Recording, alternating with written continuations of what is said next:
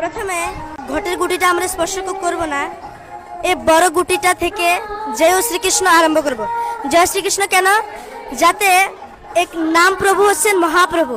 মহাপ্রভু আমাদের হরিনাম শিক্ষা দিয়েছেন।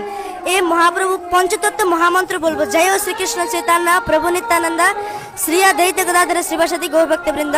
পঞ্চতত্ত্ব মহামন্ত্র বলবো কারণ আমাদের জপ চলাকালীন যাতে কোনো ভুল ত্রুটি না হয়, এবং ভুল ত্রুটি হলেও সেটা পঞ্চতত্ত্ব ভগবান যাতে সেটা ক্ষমা করে। এটা কয়বার বলতে হবে? এটা আপনি একবার বলবেন অথবা 3 বার বলবেন। বলে প্রথমে স্টার্ট করবেন, জয় শ্রীকৃষ্ণ চৈতন্য প্রভু নিত্যানন্দ শ্রী অদ্বৈত গদাধর শ্রীবাসাদি গৌরভক্তবৃন্দ। এটা বলে আবার এই গুটিতে হরে কৃষ্ণ বলবেন। হরে কৃষ্ণ কৃষ্ণ কৃষ্ণ হরে হরে, হরে রাম রাম রাম হরে হরে।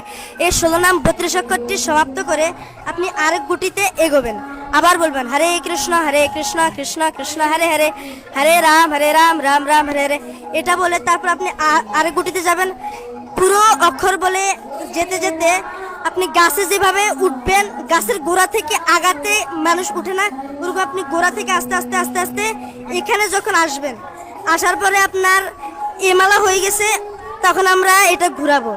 ঘুরিয়ে এখানে আবার জয় শ্রীকৃষ্ণ প্রণামটি বলবো, যাতে আমরা আগে এবং পরে প্রণাম মন্ত্রটি বলবো।